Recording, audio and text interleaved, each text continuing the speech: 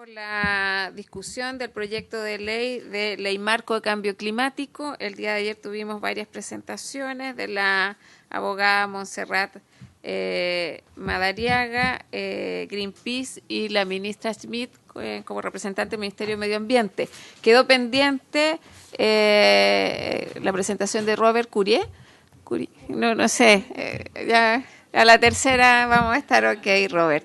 Así que vamos a empezar con el Ministerio del Medio Ambiente. Bienvenido, y le damos también la bienvenida al profesor Ariel Muñoz, de la Universidad Católica de Valparaíso, para ver temas de gestión de desastre y cambio climático. Empezamos con Medio Ambiente. Tiene la palabra. Gracias, Presidenta. La verdad es que eran algunas precisiones respecto a las presentaciones que se realizaron tanto en la primera sesión como la segunda, particularmente la segunda. Y antes de hacer esas precisiones me parece que es muy importante hacer una pequeña explicación de la lógica regulatoria que subyace al proyecto de ley que ha sido presentado. Hay diversos instrumentos que son los que permiten cumplir la meta de neutralidad del 2050, pero solamente quiero referirme a dos. Quiero hacer esto muy breve, pero me parece que es muy importante que quede claro, que tiene que ver con la estrategia climática de largo plazo y con los planes sectoriales de mitigación y de adaptación.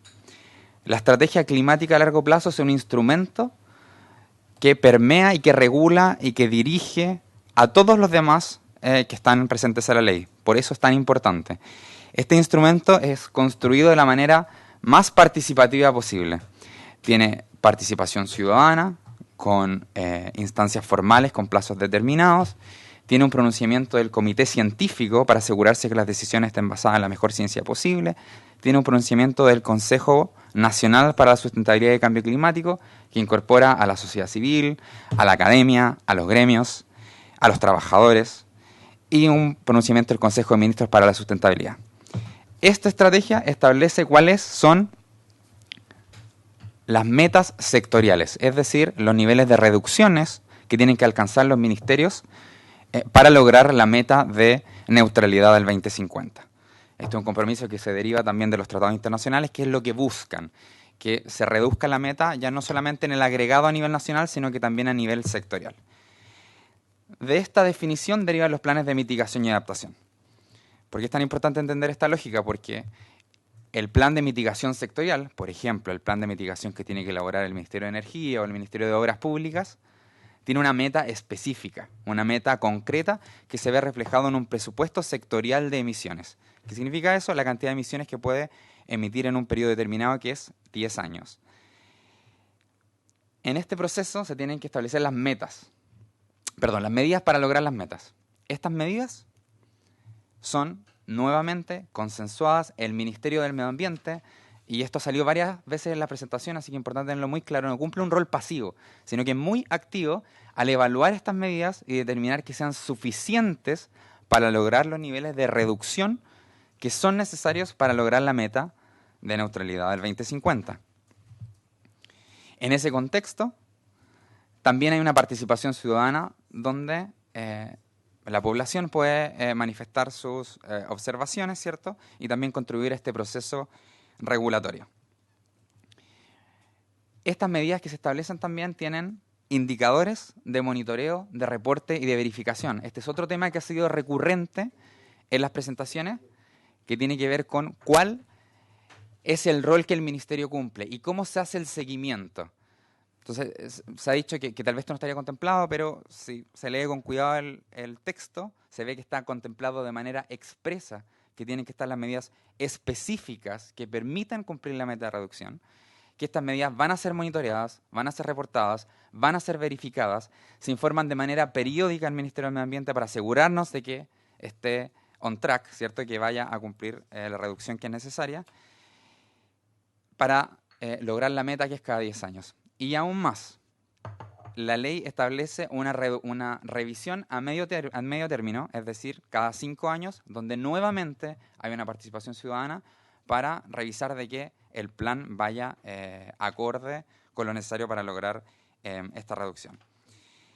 Entonces, en este contexto también es importante señalar, uno, el rol sumamente activo que cumple el Ministerio del Medio Ambiente, la importancia del monitoreo y del seguimiento de las medidas, del reporte, de la verificación de los mismos, y la participación ciudadana en el proyecto de ley. Este es un tema que también ha sido recurrente en las presentaciones. El proyecto contempla la participación de manera muy explícita en la mayoría de sus instrumentos. Cuando comparamos este proyecto con la legislación internacional, nos damos cuenta de que es un proyecto que tiene más participación que la mayoría de las leyes, un proyecto muy, muy participativo. Es un proyecto, además, que contempla este articulado que es común encontrar de que los organismos deberán promover instancias de participación, que está, pero no solamente tiene ese artículo, sino que contempla instancias formales de participación en los instrumentos más importantes, como la estrategia climática a largo plazo, la contribución nacional determinada, los planes sectoriales de mitigación y adaptación y las normas de emisión de gases de efecto invernadero. En este mismo contexto del funcionamiento de la ley, creo que también es importante referirse al Consejo de Ministros para la Sustentabilidad y el Cambio Climático, que es la variación que propone la ley. Más allá de la opinión del funcionamiento histórico que ha tenido el Consejo de Ministros respecto del Ministerio del Medio Ambiente y la institucionalidad ambiental que hoy por hoy existe, lo cierto es que en materia de cambio climático, al menos, es totalmente imprescindible un organismo de esta naturaleza. Si miramos el derecho comparado, nos damos cuenta de que es un problema transversal y que por tanto requiere de órganos multisectoriales que adopten decisiones. Se ha hablado mucho de la transversalidad del cambio climático, de la transversalidad de sus orígenes, de sus consecuencias y de sus soluciones, y por tanto requiere una aproximación de esa naturaleza. Entonces, en vez de inventar otro ministerio, otro comité o comisión o consejo de las mismas características, ¿qué se hizo? Se integró al Ministerio de la Ciencia y al Ministerio de la Educación para darle el contexto necesario a la discusión de estos temas. Otro punto que se tocó el día de ayer, que nos parece importante destacar, es que la expositora Montserrat Madariaga señaló que la ministra había enunciado 5 proyectos de ley que son los que contemplan la meta de neutralidad del 2050, porque la realidad de esos países obedecía más a la mitigación y la de nosotros a la adaptación. Entonces, que ahí habría un tema de ajuste.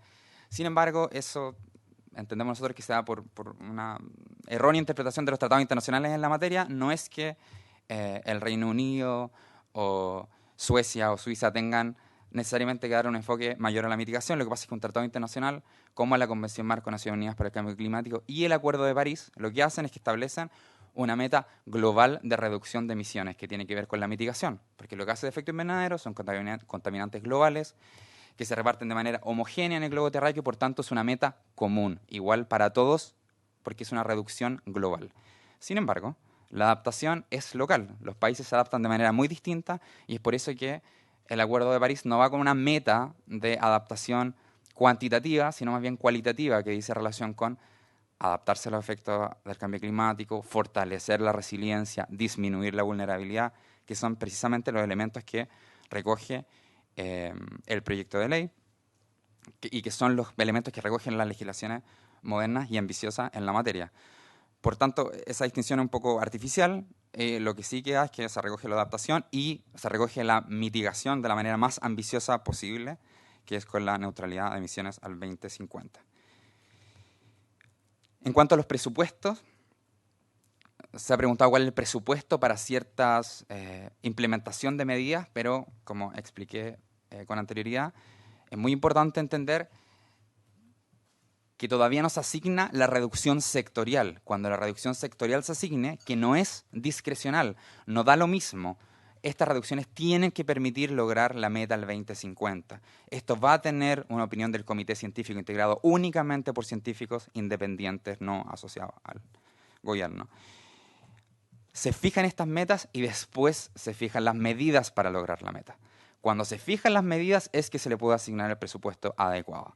Y es por eso que se incluyó la firma del Ministerio de Hacienda en los decretos que aprueban los planes de mitigación y los planes de adaptación, asegurando que tengan el financiamiento adecuado. Otro punto que se señaló dice relación con las normas de emisión de gases de efecto invernadero. Se señaló que tal vez esto era lo normal o lo esperable, pero cabe señalar que no es tan normal y no es tan esperable una norma de emisión de gases de efecto invernadero, por el contrario, bastante novedoso, lo que se suele hacer en el derecho comparado es un mercado de emisiones donde yo establezco permisos de emisión transables y los reparto a un sector diciéndoles cuánto pueden emitir y ellos los pueden transar para que uno emitan más, uno emitan menos, pero todos en el global emitan una cierta cantidad de gases de efecto invernadero. Lo que hace la norma de emisión es que pone un límite en la fuente. Esto es lo máximo que tú puedes emitir de un gas de efecto invernadero determinado y adicionalmente se entrega la flexibilidad para lograr ese cumplimiento haciendo la reducción en la propia fuente con haciendo modificación en los procesos, con tecnología o también con reducciones en otras fuentes a través de certificados de reducción. Y en este contexto se habló bastante en el día de ayer de los resguardos necesarios. Señaló que era importante que fuesen estas reducciones que fuesen adicionales y que fueran de carácter permanente. Y esto es precisamente lo que hace la norma de emisión y lo que hace la ley, establecer que tienen que lograrse reducciones permanentes, que sean adicionales. Las metodologías son entregadas a un reglamento. Se habló que se desearía que estuviese más específico en la ley, pero la realidad es que la ley establece las salvaguardas, que son las que están señaladas, y un reglamento especifica procedimentalmente cómo se logra aquello. Eso depende de la potestad reglamentaria y es así como se va a realizar, según lo establece la propia ley. Y inclusive se baja aún más a través de resoluciones técnicas, a través de metodologías que son aprobadas por resoluciones que señalan metodologías que tienen que ver con la innovación tecnológica. Otra cosa importante de mencionar las normas de emisión es que tienen participación ciudadana obligatoria, tienen un pronunciamiento del Consejo Nacional para Sustentar el Cambio Climático, tienen un pronunciamiento obligatorio del Comité Científico, son reclamables ante el Tribunal Ambiental, son fiscalizables por la Superintendencia del Medio Ambiente, o sea, tienen un estándar máximo. Realmente un estándar máximo de emisión. Hoy por hoy, las normas de emisión del Ministerio del Medio Ambiente pasan por un periodo muy similar, pero cabe destacar, por un proceso, perdón, muy similar, pero cabe destacar el estándar alto que se pone en la ciencia, que el comité científico tiene que emitir su pronunciamiento señalando cómo esto se ajusta para lograr las metas de reducción establecidas en los planes sectoriales de mitigación. Y finalmente, solamente para destacar cómo ha ido creciendo y aumentando el proyecto. El anteproyecto se sometió a consulta ciudadana. De esa consulta ciudadana se recogieron muchos elementos. Algunos de ellos tienen que ver precisamente con lo que acabo de señalar, con instrumentos de comando y control directos como una norma de emisión de gases de efecto invernadero. Establecer el principio de no regresión, que esta sería la primera ley en nuestro país que establecería dicho principio tan importante en materia ambiental. Y la incorporación de la variable ambiental también en el sistema de evaluación de impacto ambiental, en la planificación territorial y en otros aspectos que son muy relevantes. Gracias. Gracias, le agradecemos al Ministerio de Medio Ambiente. No sé si hay alguna consulta aparte de los senadores y senadoras. Sí, por un tema de formalidad vamos a dar inicio formal a la sesión. En nombre de Dios y de la patria se abre la sesión.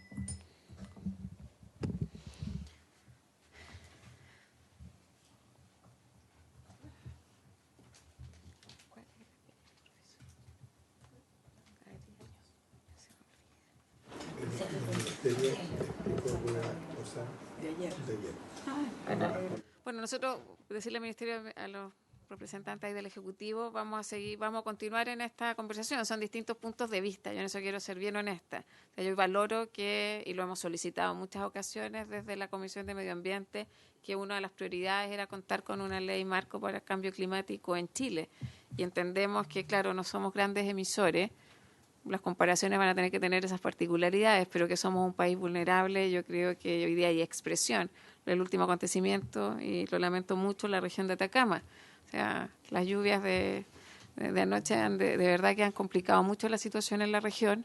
El tema de los incendios, en fin, el IPCC, ¿no? O sea, desde lo político, si hay algo que tenemos conciencia es que tenemos que tener un vínculo muy estrecho con el mundo científico y creo que esta comisión también ha hecho muy buenos ejercicios en esa materia. El tema participación ciudadana, yo creo que una distinción importante que hacía la académica Madariaga el día de ayer es que qué es participación ciudadana, qué es consulta, qué es diálogo. Y esta instancia efectivamente tuvo diálogos, talleres, entiendo, entre noviembre del 2018 y enero del 2019. Pero hay algunos temas, yo entiendo que hay informes regionales que todavía no están disponibles. Creo que me parece que es importante que se haga el ejercicio, pero es importante que se conozcan también los informes. anteriormente se hicieron también una serie de talleres, entonces cómo también entregamos esa información y cómo se devuelve la respuesta al tema de consulta ciudadana. Esto tiene hartos temas, desde el ordenamiento territorial es muy amplio, pero creo que Chile tiene que avanzar urgente en los planes de mitigación y adaptación, porque planes de adaptación incluso existen, pero lo que finalmente siempre hacemos son lineamientos. Y mientras no le hagamos frente a una crisis que ya tiene los migrantes de agua en Montepatria, o sea, ya el 15% de la población de una comuna ya tiene consecuencias de, en este caso, expresado en una migración. 1,5 millones de chilenos que no tienen acceso a agua potable. Entonces, yo creo que el cambio climático sí tiene expresiones en amenaza a la biodiversidad, el tema de las mega sequías y déficit hídrico y obviamente el calentamiento global, que es lo más conocido. Así que le agradecemos ahí. El día de ayer no tuvimos tiempo para vuestra intervención y le damos la bienvenida al profesor Ariel Muñoz, de la Pontificia Universidad Católica de Valparaíso. Bienvenido, profesor.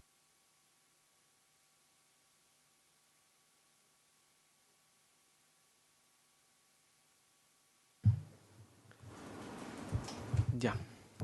Muchas gracias, presidenta. Senadores, senadoras, representantes del ministerio. Bien, yo voy tuve algunas horitas para preparar esto, ¿sí? Pero contarles que en general trabajamos las universidades de Valparaíso, que somos varias universidades. Yo soy de la Universidad Católica, pero no desmerezco todo el trabajo que han hecho mis colegas, tanto en las universidades tradicionales como las universidades privadas en la región. Somos privilegiados de tener tantos centros de investigación en un mismo territorio. Sin embargo, este es un territorio muy amenazado, ¿cierto? Según el informe del Ministerio de Medio Ambiente, sería la región que alberga más amenazas asociadas al cambio climático. Por ende, hemos puesto manos a la obra en trabajar en diagnosticar la vulnerabilidad en un proyecto financiado por la Corporación Andina de Fomento, como resultado del Comité Regional del Cambio Climático, del cual he participado ya por 3 años, y en contraparte con el Ministerio de Medio Ambiente también. Y voy a referirme a 7 puntos, algunos de ellos vinculados a este proyecto grande donde participaron las 4 universidades tradicionales en colaboración con universidades también no tradicionales, como Andrés Bello, por ejemplo, y también otros trabajos más específicos en sectores que consideramos muy vulnerables dentro de la región. Entonces los puntos son el funcionamiento de los comités regionales, o sea, el funcionamiento ha sido muy variable en función de la administración de turno. Eso esperaríamos que no sucediera en el futuro. Ha tenido distintas dinámicas. Nosotros agradecemos que siempre se nos han invitado a las universidades a participar del comité regional. Hemos avanzado bastante, pero siempre hemos encontrado alguna limitante en los financiamientos, incluso de planes muy específicos que hemos hecho para determinados sectores de la población o sectores productivos también. No hemos logrado articular necesariamente a los distintos servicios públicos, ministerios y los privados, por supuesto. En ese sentido, recojo lo que exponía el colega del ministerio, que efectivamente es muy importante tener una instancia donde dialoguen los ministerios. Valoramos en ese sentido el Consejo de Ministros y parece alentador escuchar que no tendría, ¿cierto?, esta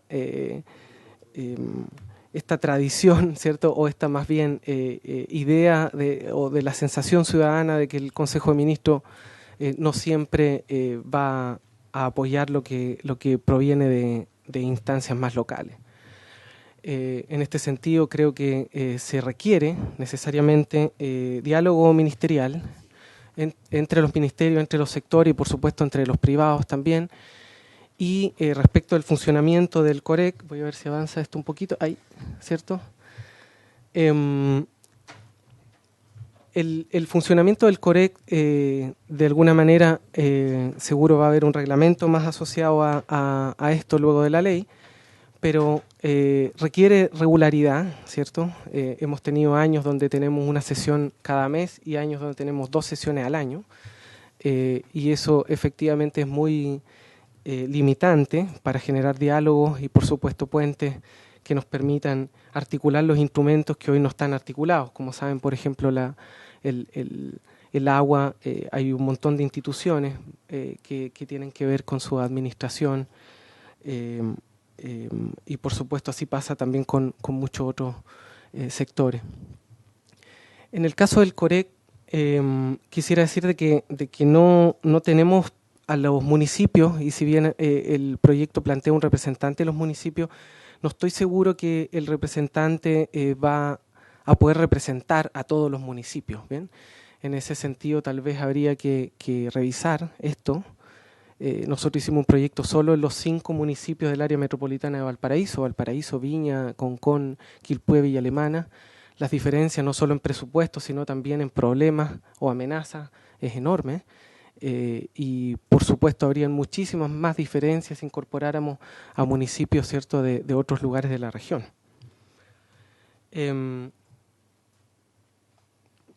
Bien, dicho eso, sería muy interesante poder revisar cómo funcionarían los COREC, y hay algo que nos preocupa profundamente en los distintos participantes del comité desde las universidades, y es cuál podría ser el rol del Consejo de Ministros a nivel central, cuando podríamos tener una dinámica muy posiblemente muy rica, muy nutritiva en términos de poder generar planes de adaptación, que es como la ley, ¿cierto?, se los faculta a los comités regionales para elaborarlo, y posteriormente pasan a revisión por el Consejo de Ministros en la última instancia, como exponía la ministra en su presentación aquí mismo.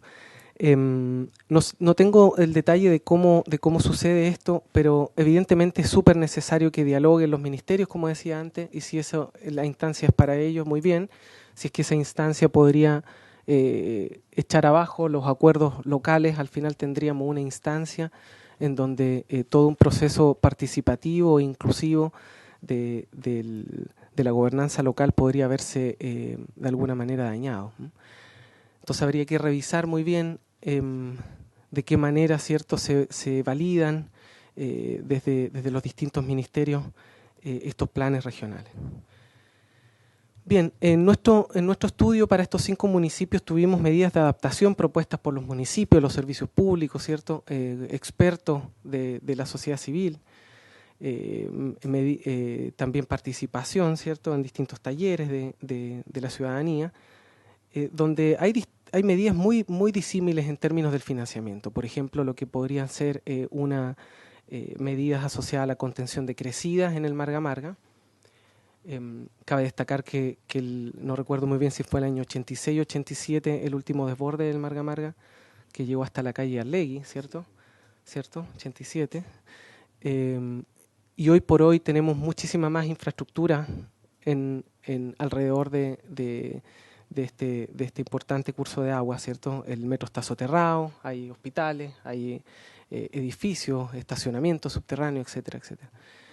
Hemos calculado el costo de la inacción, el periodo de retorno que se calcula según los hidrólogos son de 30 años, ¿cierto? Podríamos ya sacar la cuenta que si bien estamos en un periodo de sequía, la variabilidad del clima lo que nos enseña es que siempre va a venir algún año lluvioso y tal vez muy lluvioso, aun cuando la tendencia continúe a la baja. Y después de 30 años no estamos preparados para la siguiente crecida del Marga Marga. ¿Bien? El costo de la inacción va a superar varias veces el costo de hacer una infraestructura para esta amenaza. En ese contexto y en ese sentido, la Dirección de Obras Hidráulicas lo tiene muy claro. Hay estudios de distintas propuestas. En este caso, a diferencia de la propuesta de hace algunos años de la Dirección de Obras Hidráulicas, surgió una medida, digamos, distinta, en donde hay pequeñas obras de contención, pero también infraestructura verde, lo que hoy se llaman las soluciones de base natural, es decir, mientras podemos generar una infraestructura gris para contener la crecida, que podría ser un muro, por ejemplo. Sin embargo, una infraestructura verde que permita generar parques aledaños, ¿cierto?, en las zonas riparianas, en la vegetación que está en el borde del cauce, ¿cierto?, podría generar turismo, etcétera, etcétera, y muchos otros servicios ambientales deseados de la vegetación. Esto es lo que también Naciones Unidas propone, impulsar medidas basadas en la naturaleza, se le llaman soluciones de base natural. Hay grupos tanto en Valdivia, tanto la Ceremi de la región de los lagos ha trabajado mucho en esta región, en ese tipo de soluciones. Nosotros hemos constituido un núcleo también de investigación en ese tipo de soluciones. Necesitamos investigación, por supuesto, en cuáles son los ensambles de especies, ¿cierto?, que podrían retribuir todo este tipo de servicios. Bien, hasta aquí con esta parte. Voy a pasar a lo siguiente, que tiene que ver con la mitigación. Yo no me voy a referir mucho en eso. Efectivamente, la ley hace precisiones, o el proyecto de ley hace precisiones interesantes en mitigación. Todavía hay algunas dudas que mis colegas que me precedieron en sesiones anteriores las plantearon. No me voy a referir a eso, pero sí quiero decir de que la mitigación, si bien es una acción para reducir, ¿cierto?, las emisiones, y esto responde a un problema global, en sí las emisiones generan un problema local de contaminación. Y en ese sentido nuestra región, digamos, tiene la delantera en casos de contaminación, como ustedes saben, ya famosos a nivel nacional, en donde creemos que es una oportunidad no solamente para normar las emisiones, sino también para restaurar o remediar los lugares que han sido afectados. ¿Bien? Y eso es una oportunidad también en términos de mitigación, porque, por ejemplo, la vegetación, o más bien la vegetación leñosa, que acumula, ¿cierto?, en su biomasa, en su tronco, carbono en su crecimiento, también extrae elementos químicos del ambiente. Entonces no solamente acumula carbono, sino que también podría limpiar los suelos. ¿Bien? Entonces tendríamos una doble funcionalidad. Voy a dar algunos ejemplos de esto.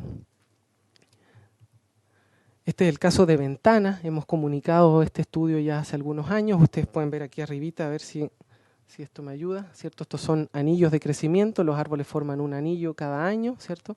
Anillos muy angostitos, por ejemplo, ese del año 68, donde casi no creció ese árbol, y de ahí en adelante hay anillos mucho más grandes, ¿bien? Esa es la razón por la cual los árboles van acumulando carbono, ¿cierto? Sabemos de que todo material, ¿cierto?, de los seres vivos, todo tejido está constituido de carbono. En ese sentido, hemos estudiado, ¿cierto? Este es un trabajo que publicamos hace poco, ¿cierto?, en esta revista, y ustedes pueden ver, por ejemplo, esta es la producción de cobre, ¿cierto?, en Ventana, y acá están las reducciones de las emisiones, ¿bien? Si bien las políticas ambientales han logrado reducir ciertas emisiones de algunos contaminantes, ¿bien? Cuando comparamos, ¿cierto?, lo que los árboles nos muestran, los árboles que están creciendo en Ventanas aquí, en el caso de la línea azul, versus los árboles que están creciendo en Isla Negra, ¿bien? Ustedes pueden ver como la mayoría de los metales, ¿cierto?, de estos elementos que están en el caso de Ventana se han ido acumulando, aun cuando tenemos reducciones de las emisiones. Por lo cual tenemos acumulación de estos contaminantes en el ambiente, lo cual genera, por supuesto, un pasivo ambiental. En ese contexto, si es que vamos a normar reducción de emisiones, también deberíamos hacernos cargo de las emisiones, ¿cierto?, del pasado, que han generado, por supuesto, una herencia no deseada en estos territorios. Un caso muy parecido en Antofagasta, ¿cierto? Hay muy pocas áreas verdes en Antofagasta. Aquí tenemos árboles de casi 100 años, son eucaliptos en este caso. No crecen árboles naturalmente en este lugar. Es así como se ve el área verde más grande de Antofagasta, el Parque Avenida Brasil, ¿cierto? Y podemos ver cómo estos tres arbolitos, ¿cierto?, van mostrándonos cómo distintos elementos, ¿cierto?, estos también son metales, se han ido acumulando hacia el presente en los últimos 100 años. Entonces son casos muy claros de cómo efectivamente las emisiones también generan este tipo de acumulaciones. Entonces tenemos una oportunidad de vincular, por supuesto, lo que es mitigación con restauración o remediación. Ahora, muy importante es esta meta, ¿cierto?, de mitigación asociada, ¿cierto?, a toda la superficie que se ha propuesto plantar, y por eso es tan relevante tener claridad de qué se va a plantar, ¿cierto? Más adelante voy a mostrar cuál es el consumo de agua, por ejemplo, de un palto, y también puedo hacer referencia a cuál es el consumo de agua de un eucalipto. Y el problema no es la planta o la especie propiamente tal, sino la densidad con que se planta y las extensiones con las que plantamos esto. ¿Bien? No tenemos nada en contra de las especies arbóreas, por supuesto que no. Y en lugares donde no crece nada, quizás crecen eucaliptos y muy bienvenido, pero en algunos lugares, ¿cierto?, donde podemos tener otras opciones, evidentemente que plantar o mitigar, o más bien capturar carbono, a partir de plantaciones que no necesariamente nos aseguren que el carbono va a quedar retenido, porque perfectamente sabemos ya que los sistemas homogéneos son mucho más vulnerables a incendios y a plagas, etcétera, que estructuras que son diversas, ¿no? Y eso ya está mundialmente estudiado y reconocido, y también aquí en Chile hay estudios que lo demuestran. Entonces, en ese sentido, el bosque nativo parece ser el camino más evidente por la multiplicidad también de servicios ambientales que genera. Entonces desearíamos realmente que este tipo de medidas, ¿cierto?, de captura de carbono, de mitigación de alguna manera, se desarrollen, ¿cierto?, con especies que aseguren que el carbono va a estar retenido y no va a ser cortado, no va a ser fácilmente susceptible a amenazas como incendios. Bien. Agua y gestión de cuencas, ¿cierto? Y aquí necesariamente, como han hecho también mis colegas que me han precedido en otras sesiones, tenemos que hablar del código de agua. Y por supuesto puse aquí también el ordenamiento territorial. Desearíamos avanzar en una ley de ordenamiento territorial. Hoy por hoy tenemos ciertos instrumentos que no son indicativos, ¿cierto?, sino más bien son sugerencias.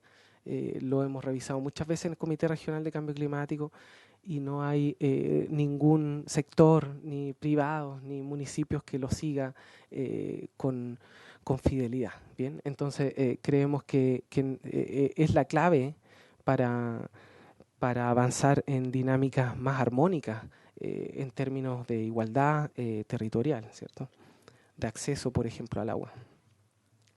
Bien.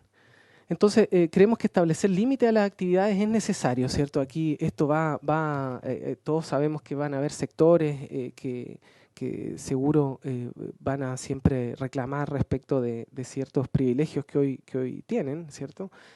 Pero es necesario reformar el Código de Agua porque tenemos que asegurar de que va a haber agua en el futuro. Y hoy se hacen esfuerzos grandes para desarrollar un balance hídrico más preciso. O sea, hasta hoy hemos repartido el agua sin saber cuánta agua hay. Bien, eso es una irresponsabilidad enorme en términos técnicos y por supuesto en términos políticos. Bien, en ese sentido creo que es muy relevante tener claridad de cuánta agua hay y cómo cambia en el tiempo y cuánta agua vamos a tener para recién comenzar a repartirnos el agua. Bien. Y en ese sentido no es nada muy extraño lo que estamos proponiendo. Todos los países o la mayoría de los países del mundo lo hacen así. Entonces no estamos proponiendo ninguna reforma descabellada, sino que más bien sigue la lógica, ¿cierto?, del manejo de recursos naturales en el mundo. Bien. Esto es Lago Peñuela, ¿cierto?, el espejo de agua. Desde satélite lo hemos visto cómo se ha reducido. Por ejemplo, esta es una sequía en los 90. Aquí podemos ver la reducción actual, ¿cierto?, que ya nos tiene con alerta, ¿sí? Esto ha pasado también en el pasado reciente. Esto es solo lo que nos muestran los satélites. Es decir, tenemos variaciones de las fuentes de agua, pero también tenemos que saber de que esto es una reserva artificial. ¿Bien? Está casi en un 90% rodeada de especies exóticas que consumen mucha agua. O sea, debemos considerar que los estudios que se han hecho hasta ahora, por ejemplo, el consumo de eucalipto en la región de los ríos, es del orden de 70, 80 o 100 litros al día, ¿bien? Pero en esa región llueven entre 2.000 o 2.500 milímetros al año, ¿bien? Muy distinto de los 200 o 300 que llueven en nuestra región. Por supuesto que no recomendaríamos plantar esa especie extensivamente en esta región. Este es el caso de la laguna Matanza, que es la que ven acá. Este es una serie de 3 lagunas chiquititas en la reserva El Yali, en el sur de la región de Valparaíso también. Podemos ver donde ya el espejo de agua, al igual que en Aculeo, se perdió. No hay agua superficial. El río Concagua, estas son las mediciones del río que tenemos. Bueno, este estudio está hasta el 2017. Así luce, ¿cierto? Por ejemplo, el caudal del río Concagua en Chacabuquito, ¿sí? en la primera sección alta del río. Podemos ver lo que llamamos la mega sequía, este periodo, ¿cierto? Que describieron muy bien los climatólogos de la Universidad de Chile, especialmente René Garró. Y esta es la sequía del 68, ¿cierto? Que ustedes pueden ver que fue la sequía que, por ejemplo, transformó la ley de agua en Argentina, ¿no? Después de una serie de catástrofes ambientales asociadas a sequía. Esto nos muestra una pequeña tendencia, no es tan clara, ¿cierto?, a la reducción, pero cuando nosotros le consultamos a los árboles, que al igual que los ríos crecen cuando les damos agua, y cierto, no crecen si no les damos agua, entonces podemos reconstruir el río Concagua y nos damos cuenta que en realidad el caudal se ha reducido mucho más. Es una tendencia histórica que estamos viviendo y nos viene, digamos, contando esta historia a los árboles desde hace ya un par de siglos, ¿no? Es decir, tenemos cada vez menos y menos agua y nuestra legislación tendría que avanzar rápidamente porque tenemos cada vez más y más demanda, ¿no? Entonces, una cosa es la sequía, otra cosa es la escasez hídrica, ¿no? Hoy tenemos escasez hídrica no solo porque tenemos sequía, sino porque tenemos también problemas en cómo distribuir el agua. Este es el Juncal Norte, ¿cierto? Las fuentes de agua en el río Concagua. El río Concagua es el que abastece de agua a Valparaíso, ¿bien? Por eso que me detengo aquí. Es tan importante, ¿cierto?, estudiar y monitorear con detención cada una de estas fuentes de agua. Río Petorca, ustedes saben, por ejemplo, el año 2015, cuando vino una lluvia más intensa, volvió el río, pero esta es la fotografía más común de Río Petorca.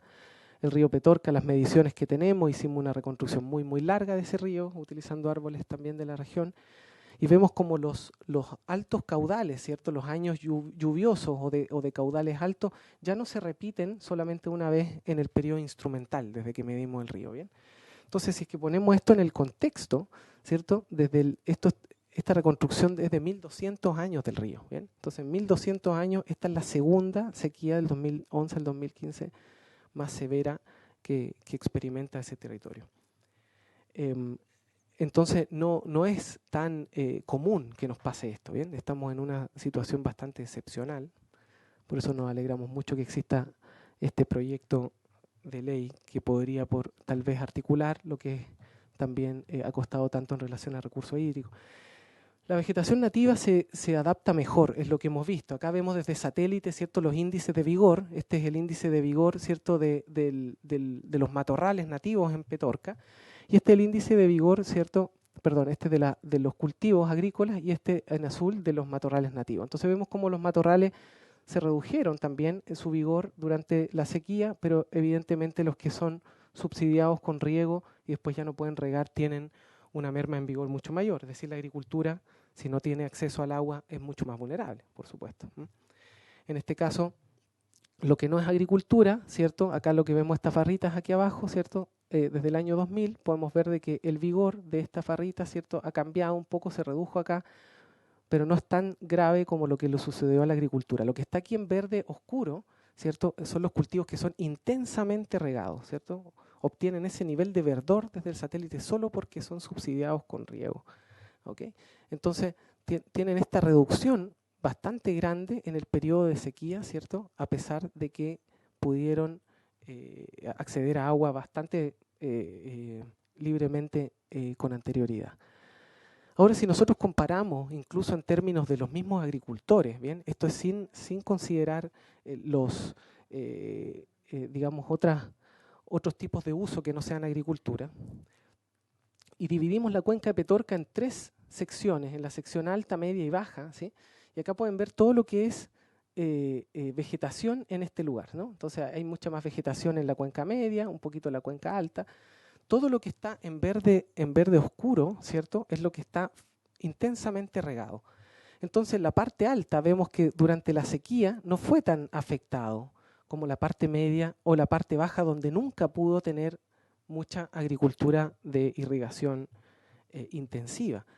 Entonces, incluso, si bien y los derechos, la mayor cantidad de los derechos otorgados son en la sección media y baja, ¿bien? Entonces, aun cuando accedes a derechos de agua, no puedes usar el agua. Es decir, tus derechos son vulnerados permanentemente, ¿no? en esta manera de repartirnos el agua. Entonces, ¿quiénes acceden primero? Porque esta es una cuenca que no tiene glaciares, sino tiene solamente un aporte nival importante en invierno, puede acceder, ¿cierto? Los agricultores que están en la parte alta pueden acceder al agua, los que están en la media y baja no. Bien, esto aquí también lo mismo, sobre lo mismo como se vio el año 2010, ¿cierto? Los cultivos todos muy regados en toda la cuenca y después ya el año 2015 principalmente acá. Bien, los derechos de agua no me voy a detener más sobre eso. Lo que hemos medido, ¿cierto? No, en palto son de este orden, de 700 a 1000 litros, ¿cierto? De agua se requieren para producir 1 kilo de palta. El estudio de INIA habla desde 200 hasta 1000 también. Ellos también hablan en su rango superior de este valor. Nosotros encontramos esto en promedio, ¿bien? Aquí en la estación experimental en Quillota. Estos son 3 arbolitos que graficamos acá, entonces fíjense que hay algunos árboles que consumen en promedio, esta es la transpiración, cuánta agua fluye por el tronco, ¿cierto? Entonces podemos ver cómo hay en promedio 100 litros, ¿cierto?, de agua al día consume este árbol, y estos otros entre 70 y 50 litros de agua. Esta es la estación de verano, esto ya es más el invierno, ¿cierto?, y el otoño. Entonces los paltos consumen agua todo el año, ¿bien? A diferencia de la vegetación nativa, que está bien porque lo estamos regando, ¿cierto? Y son tropicales, hay temperatura suficiente.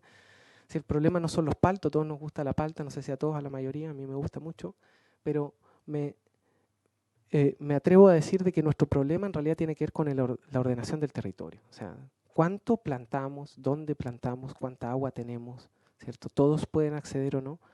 Esas son las preguntas importantes. Entonces, volvemos a lo que consume un eucalipto, que tiene una biomasa 3-4 veces de un palto, ¿bien? Y consume casi lo mismo que un palto. Un arbolito chico de palta consume lo mismo que un gran árbol de eucalipto. Bien. Voy ahora a la parte de Valparaíso. Disculpen si me he demorado mucho. Bueno, riesgos y estudios base necesarios lo plantea el proyecto, ¿cierto? Son tan importantes los estudios. Aquí les voy a mostrar que la vulnerabilidad es dinámica en el tiempo, entonces el monitoreo de la vulnerabilidad es necesaria. Bien, no basta con un estudio de vulnerabilidad, hay que ir actualizando ese estudio, porque va creciendo las dinámicas poblacionales, ¿cierto? Lo que hemos visto es que hay una expansión urbana, hemos visto que también hay un aumento de la densidad poblacional, hay nuevos territorios que pasan a ser urbanos, etcétera, etcétera. Aquí voy a hablar yo principalmente de lo urbano, ¿bien? Bueno, algunas limitantes que encontramos acá. Bueno, la topografía de detalle. No podemos hacer una zonificación de inundación si no tenemos topografía de detalle, y eso le pasa a todo Chile. Tenemos curvas de 20, 30 metros, que es muy grueso, curvas de nivel. Necesitamos también suelos más en detalle para poder hacer estudios de remociones en masa, y las áreas afectadas específicas. Hoy tenemos puntos donde ocurren los incendios, ¿cierto? Los servicios públicos tienen claro dónde han ocurrido y cuántas áreas afectaron, pero no exactamente qué áreas. Si yo quiero ir al incendio del año 82, no sé qué afectó, ¿bien? Entonces no sé si estoy quemando las mismas áreas, ¿no? Es decir, necesitamos más precisión desde los servicios públicos en ese contexto. Los satélites pueden ayudar mucho, por supuesto. Planes territoriales de adaptación deben estar por sobre los planes sectoriales, y en eso no quisiera contradecir a los colegas, pero efectivamente nuestro problema hasta ahora en términos de recursos naturales es hablar de sectores. En realidad el sector, por ejemplo, agricultura, minería, etcétera, tendría que tener, creemos, ¿cierto? De alguna manera ciertas restricciones de acuerdo a los territorios, ¿bien? Entonces el plan tendría que estar de acuerdo al territorio, cuánta agua se puede, por ejemplo, destinar a ese uso, y posteriormente el sector debe adaptarse a ese tipo de dinámica, a la dinámica territorial. Y esto es muy importante porque además un territorio tiene identidad, ¿bien? Y esto es relevante, muy, muy relevante. O sea, es lo que plantea, ¿cierto?, el IPCC. O sea, la adaptación tiene que, para que sea permanente, tiene que, las personas que habitan los territorios tienen que identificarse con las medidas de adaptación. En ese contexto no podríamos tener medidas por sector que sean transversales a todos los territorios, ¿cierto? Entonces, ahí hay algo que revisar tal vez en el proyecto. Por supuesto de que los planes sectoriales son muy importantes, ¿no? Y claramente también los necesitamos, pero también necesitamos entender mejor cómo funcionan nuestros territorios para que los sectores se adapten a ellos. Y como decía antes, la adaptación basada en naturaleza y recomendaciones, ¿cierto?, internacionales para poder efectivamente dar más tiraje cada vez más, ¿cierto?, a lo que son los beneficios de los ecosistemas en las medidas de adaptación. Ahora les voy a hablar de proyectos, ¿cierto?, que hicimos las 4 universidades en conjunto, ¿cierto?, con EBP, una consultora de Santiago en este caso, financiado por la Corporación Andina de Fomento, ¿cierto?, y en contraparte el Ministerio de Medio Ambiente. La resiliencia, sí, yo creo que ustedes, bueno, ya no los quiero aburrir con esto, pero lo voy a leer muy rápidamente. Capacidad de los sistemas sociales, económicos y ambientales de afrontar un suceso, tendencia o perturbación peligroso respondiendo o reorganizándose de modo que mantengan su función esencial, su identidad y su estructura y conservando al mismo tiempo la capacidad de adaptación, aprendizaje y transformación. Valoramos mucho la inclusión del Ministerio de Educación, por supuesto, ahora en el proyecto, en ese contexto. Este es básicamente el esquema que hablamos de riesgo. Cuando hablamos de riesgo climático nos referimos a vulnerabilidad, exposición, ¿cierto?, los peligros o las amenazas, ¿cierto?, que tienen que ver con el clima en su variabilidad natural y el componente antropogénico que se le adiciona a esta variabilidad. Entonces, nosotros identificamos acá, ¿cierto?, con los 5 municipios, ¿cierto?, las universidades y el comité regional, estas 6 amenazas para Valparaíso Metropolitano. Estoy hablando solo de Valparaíso Metropolitano, ¿cierto?, estas 5 comunas, perdón, Valparaíso, Viña, Concón, Quilpué, Villa Alemana, no de la región de Valparaíso, y serían estas las 6 amenazas que identificamos. Solo un ejemplo, ustedes pueden consultar este estudio, tiene mucho detalle, hay un link que después les puedo enviar, son 200 páginas de un informe muy detallado. Nos atrevemos a decir de que este debe ser el estudio más detallado en América Latina en un área urbana de vulnerabilidad al cambio climático. Entonces tenemos, por ejemplo, vemos como la superficie expuesta va aumentando, ¿cierto?, en la medida que proyectamos sobre todo el clima futuro, que tiene más olas de calor, más incremento de temperatura. Ya vemos cómo nos pasó el 2016 con un par de grados más, ¿cierto?, en la zona de Talca y O'Higgins tuvimos estos mega incendios, los más grandes de la historia, ¿no? Vulnerabilidad, ¿cierto?, propensión o predisposición a ser afectado negativamente. Esto, bueno, ustedes ya lo han visto con detalle, sin duda, en la política nacional. Y aquí tenemos vulnerabilidad total del área metropolitana de Valparaíso por zona censal. Bien, no es muy buena la paleta de colores al parecer para esta diapositiva, pero podemos ver donde aumenta la vulnerabilidad hacia este lado, es decir, mientras toma más estos colores más vulnerables, ¿cierto? Acá podemos ver de que Valparaíso, ¿cierto?, Laguna Verde reúnen territorios más vulnerables que las otras comunas. Este es el índice de riesgo climático actual, donde ponderan estas 6 amenazas, ¿cierto?, se incorporan a este índice y finalmente vemos como Valparaíso, en general, comuna Valparaíso, tiene más riesgo climático que otras comunas como Concón, por ejemplo. Sin embargo, eso es hoy, eso es actual. Cuando nosotros proyectamos esto, ¿cierto?, hacia el futuro, hacia el 2100, las olas de calor afectan mucho más a la conurbación interior, entonces comienzan a ser los territorios cada vez más vulnerables, ¿cierto?, hacia la zona interior de esta área metropolitana. Entonces, si vamos a generar medidas de adaptación, tenemos que pensar no necesariamente en quiénes son vulnerables hoy, sino quiénes van a ser vulnerables mañana. Esto es muy relevante, irlo actualizando también. ¿Cuál fue el plan de adaptación y resiliencia? Bien, la adaptación, definida como el proceso de ajuste al clima real o esperado y sus efectos para moderar el daño o explorar oportunidades beneficiosas. Bueno, las proyecciones climáticas muestran una disminución en las precipitaciones, esto es el caso de Valparaíso, mayor cantidad de días secos, mayor frecuencia de sequías meteorológicas, acompañado de tormentas cortas e intensas. En contraparte, los índices de temperatura, la trayectoria derivada del escenario más pesimista, 8.5, sugieren un clima con mayor temperatura, más probabilidad de días y noches calurosas, especialmente en zonas interiores del área metropolitana de Valparaíso. Se proyecta un aumento de los eventos extremos y los impactos asociados.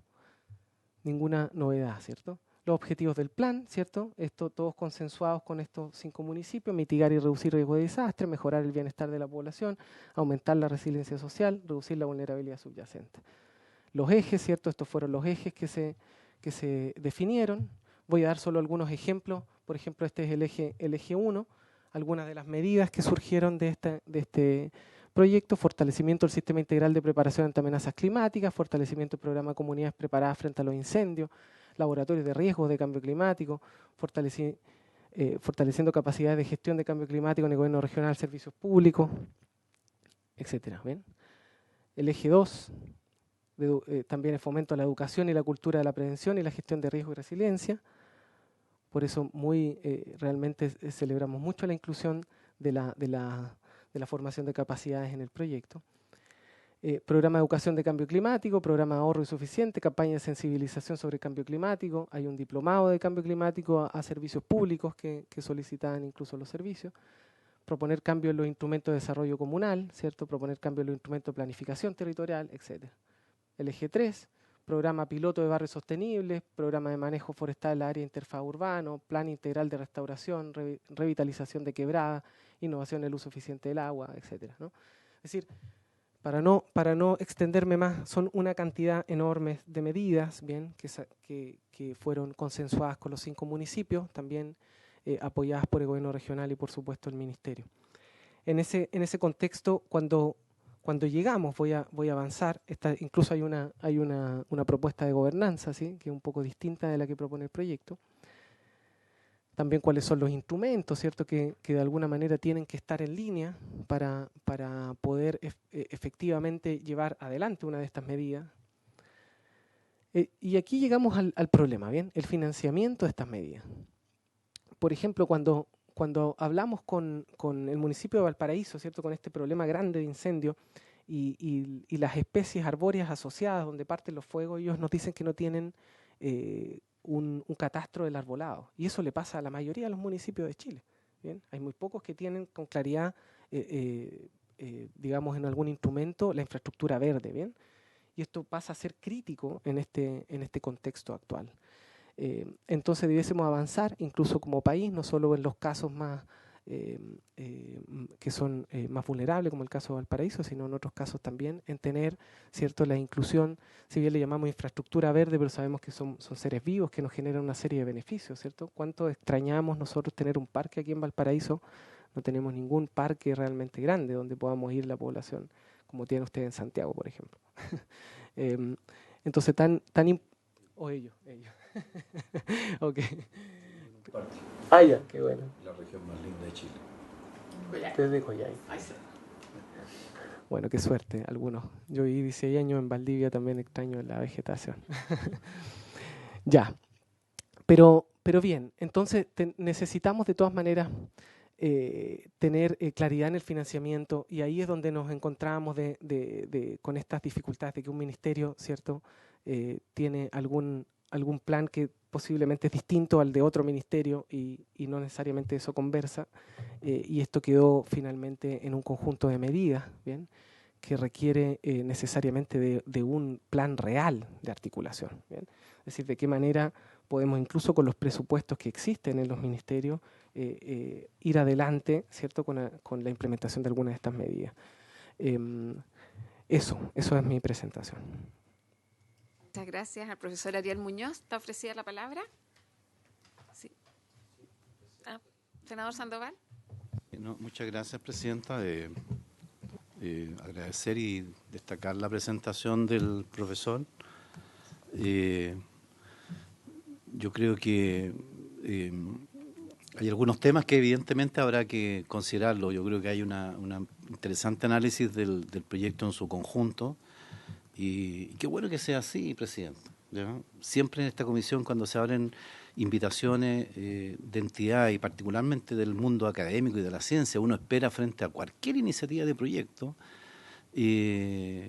que se presenten las sugerencias de cómo mejorarlo, corregirlo. La tendencia es que todos parten diciendo que esto está mal, que esto no sirve para nada, que hay que hacerlo todo, y al final de cuentas no aportan nada, solamente la crítica. Y no hemos acostumbrado en esta comisión a ese tipo de lenguaje. Por eso yo valoro de sobremanera la presentación suya, profesor, por su riqueza además de contenido, como la ciencia, como el estudio de las cubiertas arbóreas, cómo a través de la historia, ¿no es cierto?, se pueden reconstruir la historia climática, el problema de la sequía, ¿verdad?, el problema de la secuencia, cómo los árboles aportan o no aportan, ¿verdad?, al final, cómo los árboles consumen o no consumen, en definitiva, el tema del agua. Creo que hay una serie de una riquísima información técnica que se ha entregado. Entiendo que está acá, ¿no es cierto?, en la presentación ya entregada. Y lo segundo, sí, uno valorar algunas sugerencias, por ejemplo, fui alcalde, por eso me quedé con el tema de la participación institucional de los municipios. Claro, cuando un municipio o un alcalde representa una comunidad regional, ¿ya?, debe ser muy distinto si ese alcalde que está en este comité regional de cambio climático sea el alcalde de la zona urbana, donde sus temáticas y probablemente su visión de su entorno espacial va a estar fuertemente vinculado con ese entorno, a diferente que sea a lo mejor un alcalde de la zona interior donde la realidad es radicalmente distinta, uno más rural o más... Creo que ahí hay que tener un punto en relación al ministerio respecto de quién en realidad desde los municipios están eventualmente presentes en los comités regionales de cambio climático. Lo otro... hay una serie de informaciones bastante valiosas desde el punto de vista bueno, hay harto material. Yo creo que aquí hay que analizarlo con harta calma. Le comentaba a mi asesor de poder tomar algunos requerimientos de información adicional, pero básicamente quiero quedarme, presidenta, destacar con la profundidad. Esto es lo que queremos de la ciencia, una ciencia vinculada con los temas que viven, ¿verdad?, nuestra sociedad, y bueno, darme cuenta que aquí evidentemente está esa vinculación. Me alegro además por lo que señalaba usted mismo, profesor, de que son privilegiados por tener un pool de centros de investigación que no lo tiene todo el país, no lo tiene todo el región. Así que en ese sentido, valorar de sobremanera la exposición, presidenta. Felicitaciones, profesor. Senadora Allende. Gracias, presidente. Bueno, yo también llego un poco tarde, pero quiero sumarme a lo que alcancé a escuchar y me pareció sumamente completo, y lo que más me agrada, una mirada muy local. O sea, por fin alguien que viene desde los centros y trabajando con todos estos municipios. Entonces, del gran, digamos, Valparaíso metropolitano, urbano, que incorpora estas comunas. Entonces, eso es muy importante. Tengo la duda siguiente. En la presentación me pareció que vio todo el estudio, digamos, de las mediciones y el río Petorca, pero no el río Aconcagua. Entonces me llamó la atención porque obviamente el río Aconcagua, entiendo que tiene más proyección todavía si uno lo mide en términos de, no solo digo conflictos, sino que digo la cantidad de áreas cultivadas, la población, comunas como Quillota, que se abastece justamente y tiene que llegarle y está con un problema muy grave en las comunidades rurales. Entonces me llama la atención que no hayan abordado, por ejemplo, el río Aconcagua y sus 4 secciones, que es un tema de la mayor relevancia. Y me gustaría escucharlo usted para saber justamente qué opina de esta forma en que hoy día tenemos esta realidad. Uno habla de un manejo integrado cuenca, yo no sé si vamos a seguir trabajando con ríos que están divididos en 4 secciones o alguna vez vamos a mirar en su conjunto cuál es la posición que van a tener respecto a eso. Y por otro lado, me gustaría conocer cuál es la propuesta de ustedes en relación a generaciones de recursos hídricos, me refiero, por ejemplo, o medidas. En algún caso, desalinización, que es una forma de generar, digamos, el recurso hídrico, pero en otros casos, a mí me gustaría saber, porque ¿qué es lo que uno oye al Ministerio de Obras Públicas? Algunas obras de infraestructura que significa embalse, no nos han especificado, hablan de 26 embalses. La verdad es que yo tengo muchas dudas que vamos a llegar a esa cifra, y además en cuántas décadas, y lo digo bien en plural, porque es imposible imaginarse 26 embalses si no son décadas. Entonces son soluciones muy a largo plazo y que uno no las tiene claras. Después, entonces hablan de embalse, hablan, bueno, algo que a mí lo mencioné en las comisiones el día de ayer, lo repito porque no estaba usted, pero cuando oigo sectorialmente, me parece muy interesante lo que usted dijo, más que sectorialmente, es territorialmente que deberíamos hablar. Y le voy a poner un ejemplo. Cuando el ministro de Agricultura dice tenemos que seguir perfeccionando el riego para tecnologizarlo, para que evidentemente vamos haciendo más riego por goteo y por lo tanto de alguna manera ahorramos agua. El tema es que ese ahorro de agua el ministro lo quiere para seguir plantando. Entonces, aquí uno empieza a buscar cuál es el equilibrio que uno le podría permitir. Primero que nada, uno tiene que saber cuánta capacidad real de agua tenemos superficial, subterránea, pero enseguida decir, bueno, si yo voy a ahorrar agua, pero para seguir plantando, la pregunta es si con eso voy a dar la solución que es lo que estamos buscando. O sea, el agua tiene que ser una prioridad del consumo humano. Resulta que yo tengo no solo comunas en zona de escasez hídrica, sino que son sin acceso al agua. Población rural que hoy día no tiene acceso al agua, o sea, se abastece exclusivamente con camión de aljibe. Quillota, nos dijo el alcalde 3 semanas atrás en la Comisión de Recursos Hídricos, no le me llega agua en el acuerdo que hay entre las secciones del río Concagua, por eso pide la intervención del río Concagua, y porque llega al inicio y no me alcanza para abastecer. Entonces tengo 12 localidades rurales, una sola tiene 3.000 habitantes que no tiene agua y que se está abasteciendo con camiones de aljibe. Entonces la pregunta es, ¿qué proponen ustedes como medidas? Porque hemos escuchado, a ver, voy de distintos rangos, menores a mayores, digamos, embalses, desalinización, filtraciones, también carretera hídrica. Entonces hay como dando vueltas, que es razonable, digamos, que uno tenga que buscar alternativas frente a un cambio climático que no sabemos que llegó para quedarse y que por lo tanto esto es lo que nos espera. Y me parece muy bien que lo pensemos más bien a futuro, que no solo verlo en el presente. Me parece interesante su mirada a la vulnerabilidad, no solo es a partir de ahora, sino lo que va a venir. Porque nosotros tenemos que pensar las generaciones que tienen que venir y cómo van a seguirse abasteciendo. Hoy día nosotros tenemos problemas, Presidenta, en casi todos los sistemas de agua potable rural que simplemente se les están secando los pozos. Entonces el Ejecutivo está llegando a un punto ya de extrema urgencia, que está bien, porque obviamente tiene que acudir en ayuda, de decir, bueno, hacemos un pozo más profundo para tratar de ayudarla. Pero, ¿qué sustentabilidad tiene eso en el tiempo? ¿Qué estamos haciendo en definitiva? Fuera de tratar de hacer algo inmediato, pero yo no creo que la posibilidad real va a ser es hacer no sé cuántos pozos habría que hacer para abastecer. Nunca nos han dicho tampoco.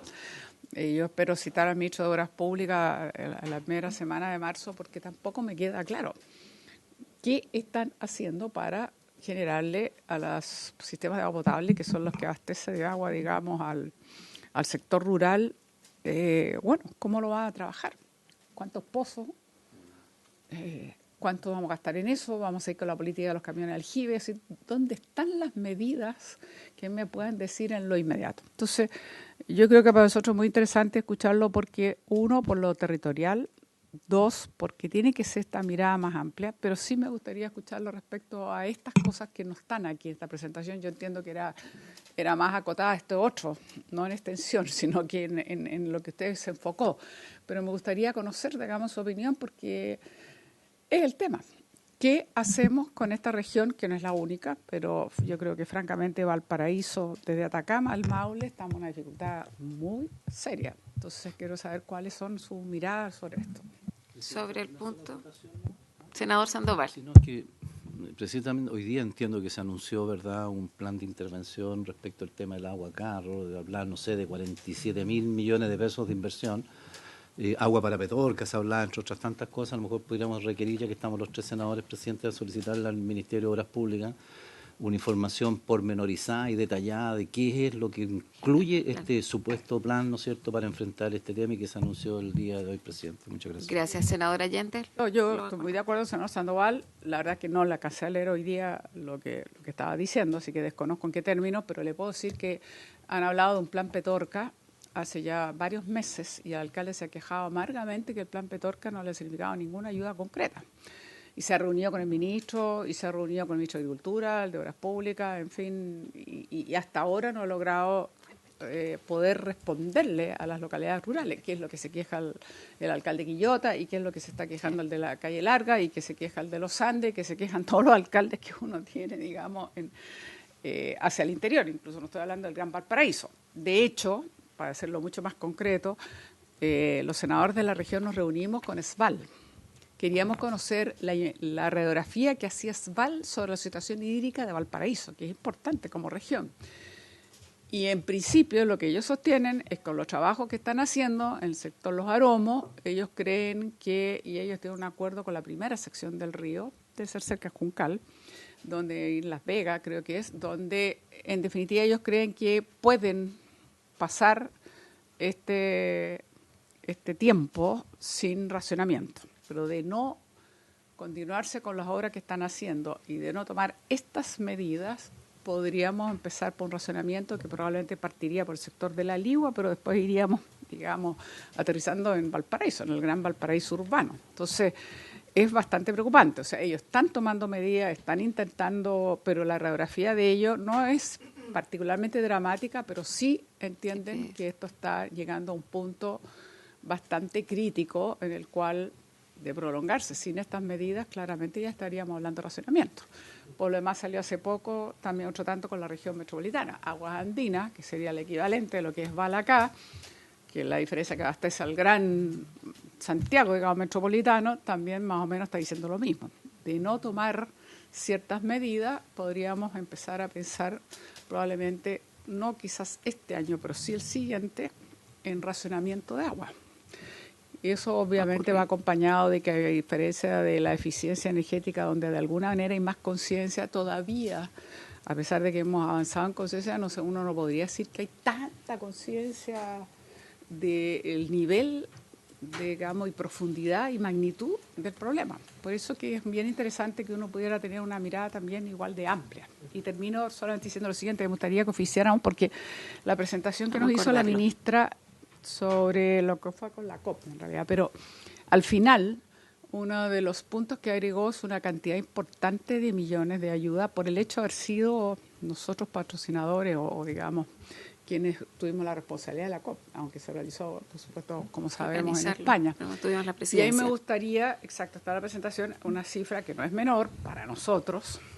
Me gustaría saber cuánto de eso se dedica exactamente a qué, en qué comunas, en qué territorio.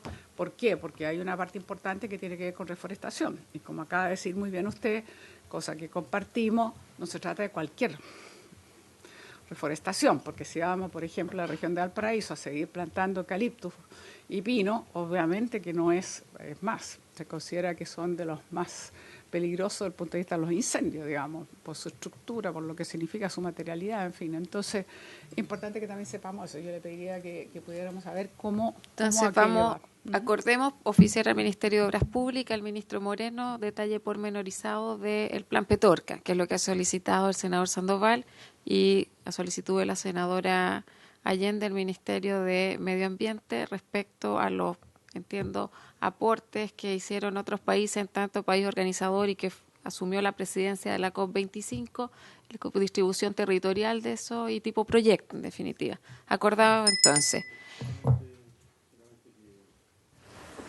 Dentro del tema estaba Petorca, ¿no? Yo entiendo que en ese plan de los 47.000 millones había temas de embalse, había un montón de cosas para más. esa suma tiene que haber habido mucho. Yo entiendo incluso que en la región de Aysén, en el marco de la calefacción distrital, porque ahí viene yo creo que el gran aporte que ha hecho hoy día el profesor Muñoz, que tiene que ver con las perspectivas territoriales. Comentarle acá, somos 3 senadores de regiones, 2 de la región de Aysén y la senadora Allende, que yo creo que ya tiene un tremendo insumo a partir de los resultados que usted ha expuesto, porque de verdad que en lo personal me encantaría tener un estudio de esa naturaleza para la región que representamos, entendiendo que somos autoridades nacionales, pero evidentemente nos mueve el territorio. Y en ese sentido me gustaría destacar varias cosas, porque creo que tiene mucha sintonía con las exposiciones anteriores. Efectivamente, yo creo que parte de lo que vamos a tener que recoger tiene que ver con una perspectiva territorial, cómo tenemos gobernanzas locales, le damos vida a los consejos regionales de cambio climático. La región de Aysén está constituido, pero efectivamente falta activarlo. Y eso yo entiendo que ocurre en otras regiones y aquellas que tienen más experiencia, copiar obviamente los buenos ejercicios.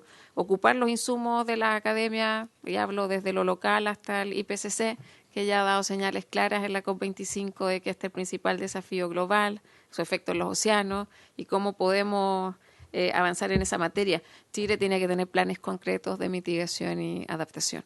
Por eso digo, existen, yo entiendo que son 9 o no sé, pero son lineamientos. A veces nos quedamos en esta lógica de la estrategia o del lineamiento, y si no lo hace, podemos hacerlo desde las regiones. Yo creo que ahí hay que apostar a cierta autonomía con el rol técnico que va a tener obviamente el Ministerio de Medio Ambiente. Yo ayer insistía en una figura similar quizás a lo que pueden ser estos PMG, pero uno no observa sus políticas públicas y no transversaliza criterios hasta que no hay algún tipo de incentivo. Yo siempre recuerdo, y este es un ejemplo muy particular, el INDAP con 1.500 trabajadores perdió el PMG de género, el que nunca pensó perder. Y yo recuerdo cómo el INDAP trataba de conversar con el Servicio Nacional de la Mujer en esa época, porque encontraba insostenible perder un incentivo económico para todos los trabajadores por un PMG. La culpa que probablemente se la echaron a la pobre encargada de PMG género, que generalmente alguien que no, además, variable género, no tenía un rol en el proceso de toma de decisiones, entonces hacía lo que mejor podía. Hoy día el INDAP, también hay que decirlo, es de los mejores servicios en materia de equidad de género. Yo creo que es un cambio climático, o sea, porque en el fondo es una obligatoriedad con un incentivo asociado, aunque no se hace la figura, yo porque es la figura que conozco, pero si acaban a estar los lineamientos, bajemos las políticas públicas y demos la existencia territorial. Y el tema del ordenamiento territorial yo siento que es un gran déficit, no solo en cambio climático. Nosotros somos una de las regiones que tiene una zonificación del borde costero junto con Coquimbo, las únicas 2 regiones, pero no es vinculante. Entonces podemos decir que esta zona es preferente para acuicultura, AAA está para conservación, está para turismo, pero finalmente gana el que tiene más presencia en el agua, que generalmente tiene que ver con el desarrollo industrial. Entonces no logramos establecer ciertos equilibrios en esa materia. Así que bueno, agradecerle, profesora, hay harto que conversar y yo creo que con el Ministerio vamos a poder llegar ahí a establecer, yo creo que ciertos criterios, porque en general, con la idea matriz obviamente estamos todos de acuerdo, pero ver cómo damos una bajada más operativa para que esto tenga una visión a largo plazo. Efectivamente, creo que es bien interesante el ejercicio de vulnerabilidad en el Gran Valparaíso, cómo cambia, cómo es dinámico en el tiempo. Entonces, el Ministerio de Obras Públicas, nosotros hemos estado trabajando en complementarles ahí con la ley de servicios sanitarios. Nosotros hemos pedido urgencia en eso porque el 90 y tantos % del uso del agua es para uso productivo. El consumo es muy bajo. Entonces vamos a tener que repensar eso, como dice usted, sin dejar de producir paltas quizás, pero veamos dónde, el tema de las densidades y eso, el tema de los derechos de agua, no podemos mínimo se habla del caudal ecológico, pero yo creo que ya están todas las cuencas, que ya se hipotecó el caudal ecológico. Y creo que es una conversación interesante para los desafíos futuros que tenemos con nueva constitución, nuevo código de aguas que está la senadora Allende, integrante activa y de la comisión. Así que hay bastante tema, se agradece. Senador Sandoval, quería usar la palabra. Sí, dado que esta norma no es una ley tan implementada en hay varios países en realidad. No sé, la ministra informaba de alrededor de 36 países que tienen leyes de cambio climático. Yo no sé si a lo mejor ya pedimos ya a la biblioteca que nos hiciera un análisis, ¿sí?, que sea lo más detallado posible, por favor, que sea lo más acuciosa la investigación y que sea además lo más claramente comparativo. Sí, lo que pasa es que no es todo lo que uno quisiera. Sí, uno le gustaría una cosa más gráfica, más comparada, porque hace un análisis, pero muy general en algunos países, muy general en realidad, y además uno no logra formarse cabalmente frente a determinadas temáticas. Ojalá que sea alguna posibilidad de compararlo en línea para realmente pueda, y lo más acucioso posible, siendo una norma tan de tan poco. Sí, le vamos a pedir primero que se haga entrega del informe que entiendo envió la Biblioteca Nacional. No, sí, lo recibí, pero como le digo, lo leí, lo vi, dije, yo al final me quedó una sensación de que como usted lo había pedido, sí, quería saber primero. Se lo pidió hace un tiempo el senador Sandoval. Sí. Quizás sería, si lo acordamos, también que se presente en otras comisiones. En ley de sanitaria, el ejercicio con la Biblioteca Nacional fue un muy buen ejercicio el que realizaron, secretario. Sería bueno que la biblioteca presentara el estudio, porque a lo mejor al presentarlo se le pueden hacer los requerimientos que la comisión necesita. Entonces yo se los envío y a lo mejor la situación que usted estime conveniente lo presenta y falta esto, ¿no? ¿Ah? Me No sé. parece. ¿Ya? Entonces acordamos convocar a la Biblioteca Nacional, o sea, Biblioteca del Congreso Nacional, para el comparado, para que exponga el comparado de Ley Marco de Cambio Climático. Para ir cerrando, me había solicitado la palabra el Ejecutivo y luego el profesor. Muchas gracias, señora presidenta. Quisiera agradecer por su intermedio la exposición del profesor, que me parece súper interesante, y nosotros compartimos que el ámbito territorial es relevante. De hecho, es así que el proyecto de ley reconoce la existencia de los COREC y de los planes regionales de cambio climático que actualmente se estaban haciendo. Y la idea es precisamente dotarlos de una estructura y de una estructura a los planes regionales que sea uniforme para todos, contenidos mínimos, y además que una composición a los COREC que también sea uniforme en todas las regiones del país. Nos parece súper interesante también como el análisis respecto de cómo ha funcionado, porque específicamente es por eso que se establece que un reglamento va a regular el funcionamiento de los COREC, y es por eso, porque depende de los gobiernos regionales de turno, de cuál es el impulso que se le da a estas comisiones o a estos comités, y por lo tanto lo que nosotros queremos es realzar este rol, y es por eso que se han reconocido. Eso es la primera parte. Lo segundo, respecto de los municipios, que también nos parece súper relevante, y obviamente no es lo mismo un municipio rural que un urbano, etcétera, o con mayor cantidad de población. Pero también hay diferencias en las regiones de cuántos municipios. Entonces, atendía esa como imposibilidad práctica de definir un número determinado para todas las regiones, es que en el mismo reglamento se establece criterios de representatividad municipal para aquellas municipalidades que van a participar o alcaldes que van a participar en los COREC. Eso en primer lugar como para precisar. Y lo segundo es que los planes regionales de cambio climático se aprueban a nivel regional, no van al Consejo de Ministros para la Sustentabilidad, por lo tanto no hay una injerencia a nivel central del contenido, por lo tanto el contenido es regional. Ahora, efectivamente, esos planes regionales siguen los lineamientos de la estrategia climática a largo plazo que establece esta meta de mitigación a largo plazo y de adaptación, estos lineamientos generales, y también de los planes sectoriales de mitigación y adaptación, pero pueden establecer medidas adicionales. Y esa es la gracia de los planes regionales, o sea que en el fondo que es la mirada regional la que va a estar recogida en esos planes. Y esa es un poco la idea de cómo se ha estructurado en el proyecto de ley. Obviamente que podemos tener, en el fondo pueden haber más aportes de cómo lo podemos mejorar y todo, pero eso en el fondo un poco la lógica que está detrás. También me parece súper interesante lo que por su intermedio lo que señalaba el profesor respecto de aquellas formas de fomentar la mitigación no solo asociada a la reducción de contaminantes globales, sino también de contaminantes locales. Y es precisamente eso uno de los contenidos que pueden tener aquellos proyectos que aprueban certificados de reducción de emisiones que se pueden utilizar para el cumplimiento de normas de emisión de gases de efecto invernadero, es el lograr beneficios adicionales y no solo la pura y simple reducción de gases de efecto invernadero. O sea, en el fondo hay un reglamento que va a regular cómo van a funcionar estos certificados y cómo se van a aprobar estos proyectos, pero en el fondo claramente la idea no es solo aprobar proyectos que generan reducciones de efecto de gas invernadero, que puede ser el reemplazo de un refrigerante, por ejemplo, que es lo más simple, pero que no tienen efectos asociados en materias sociales y ambientales. Entonces, la idea también eso es un lineamiento que da el proyecto de ley en cuanto a qué tipo de proyectos son o los criterios para aprobar ese tipo de proyectos. No solo es que las reducciones sean permanentes, verificables, adicionales, sino que también cumplan con criterios de desarrollo sustentable. Por lo tanto, desde ese punto de vista compartimos, y eso en el fondo debería ser algo que el reglamento debería considerar y recoger. Y por último, y también reforzando el tema del nivel territorial o del ámbito territorial en el proyecto de ley, no solo está a través de los COREC y los planes regionales, sino que también se incorpora la variable climática en los instrumentos de planificación territorial, que son tanto los intercomunales como los comunales, lo que se verifica por el Ministerio a través de la evaluación ambiental estratégica.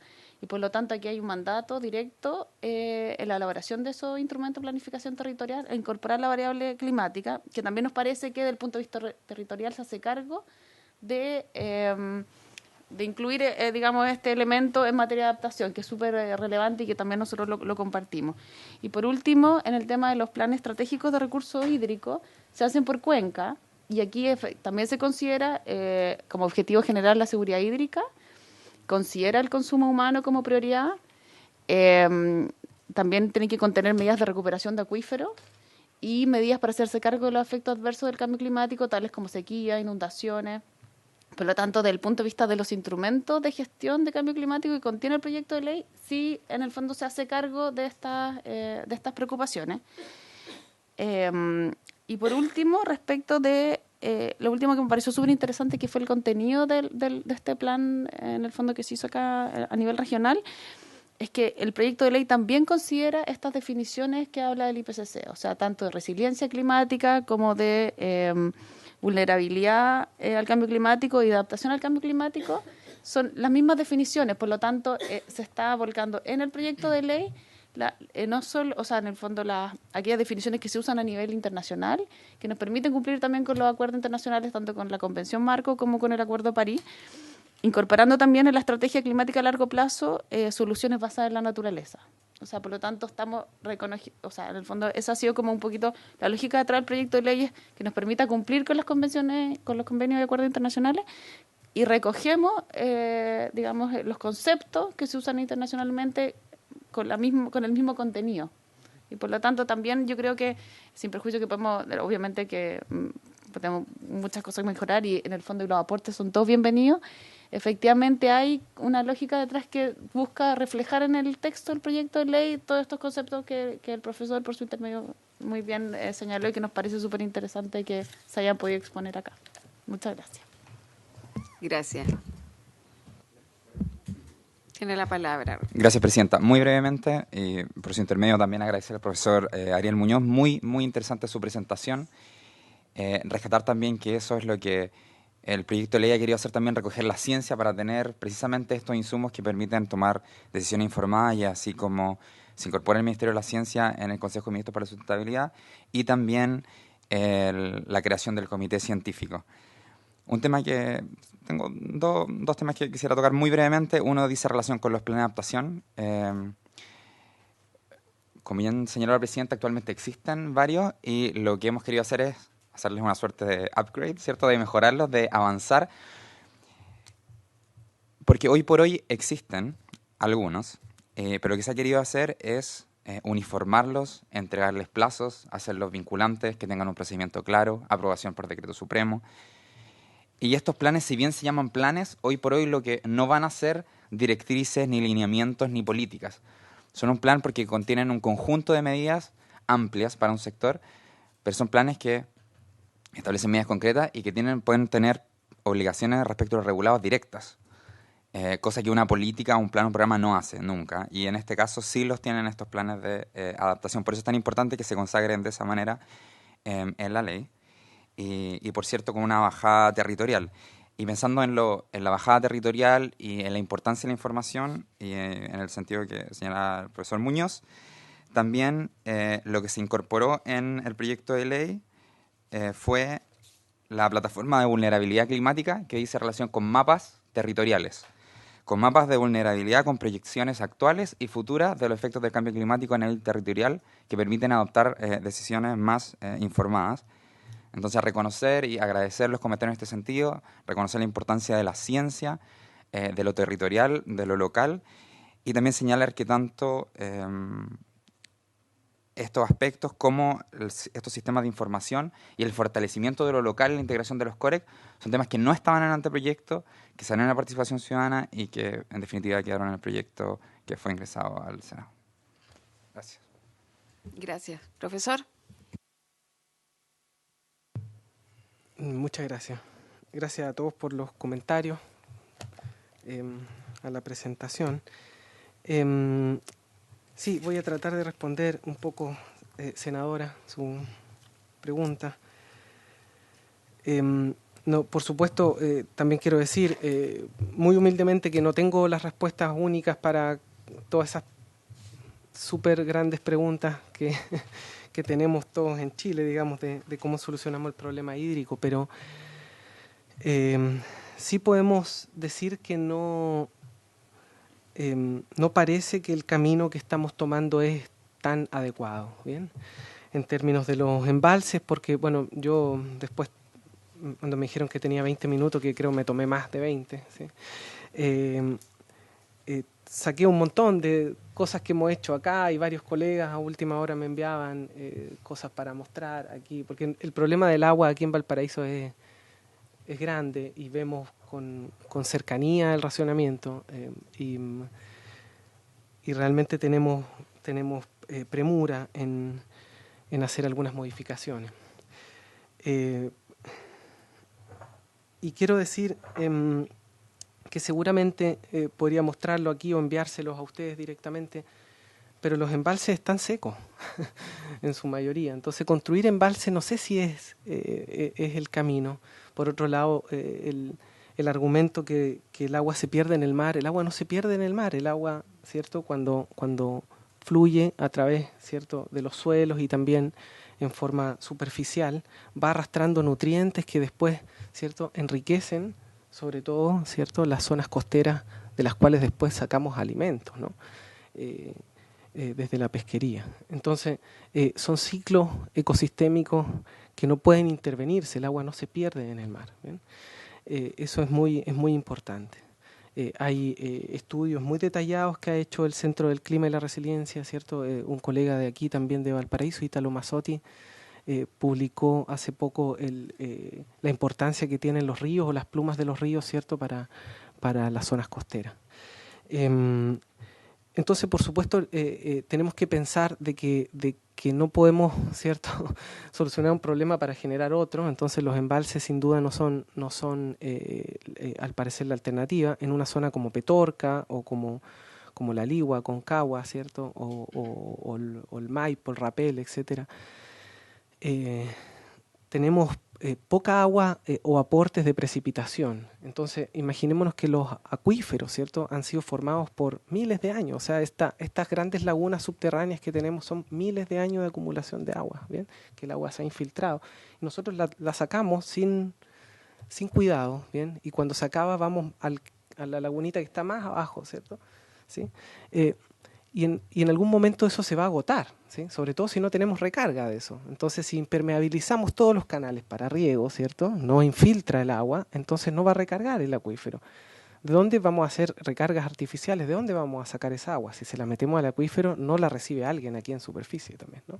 Entonces, también hay dinámicas muy interesantes que hay que considerar en ese contexto.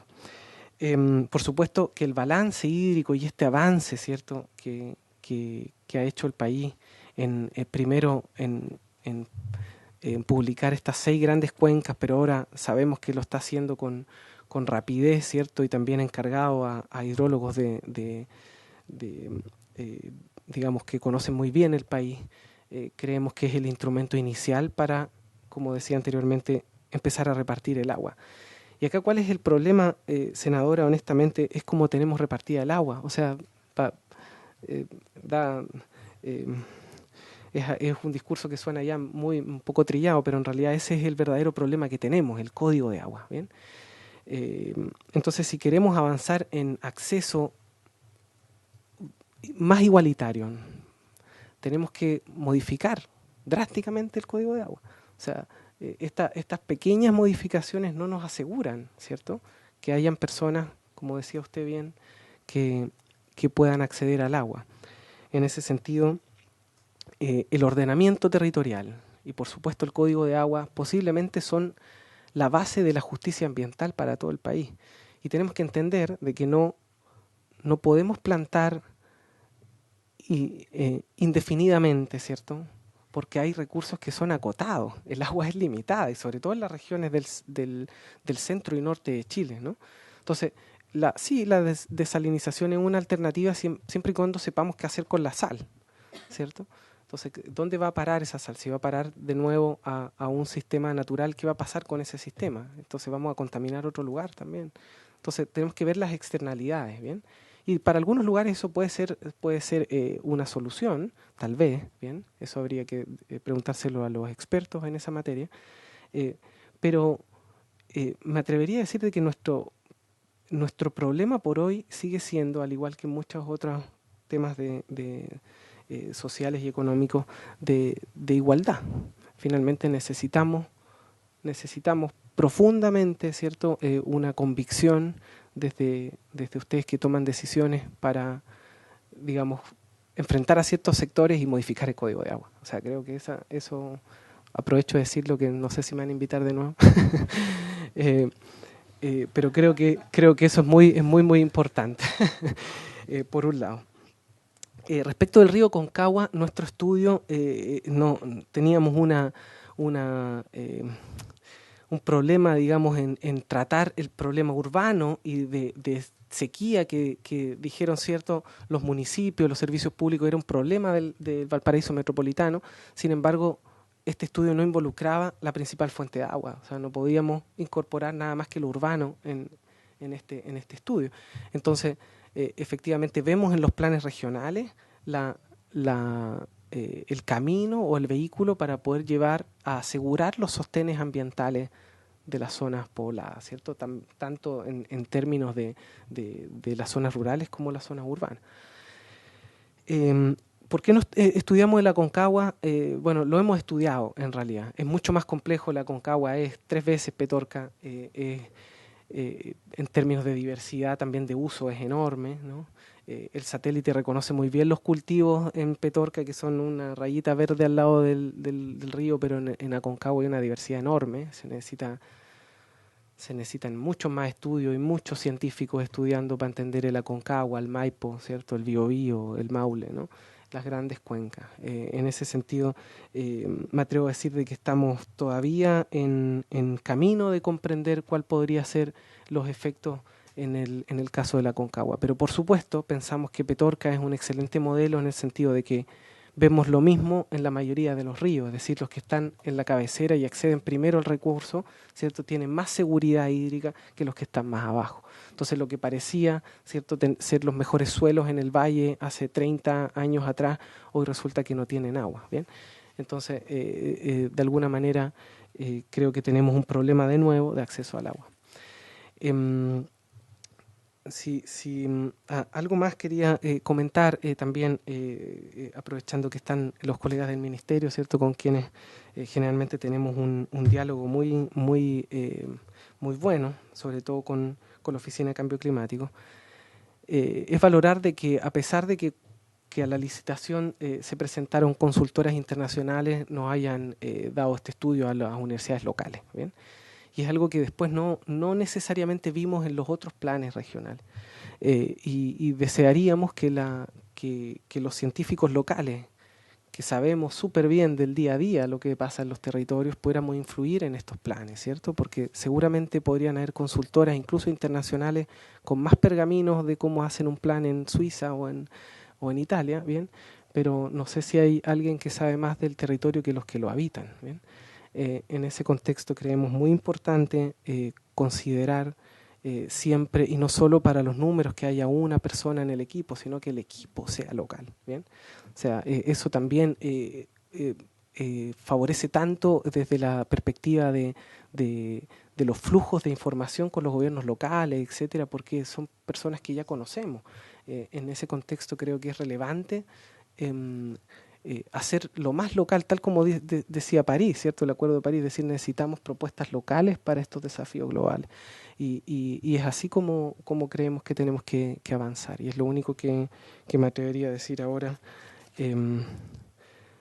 Y solo una consulta, tengo yo dudas respecto de los planes de recursos hídricos si no modificamos el código de agua. No podemos asegurar, no hay seguridad hídrica si el agua ya está repartida.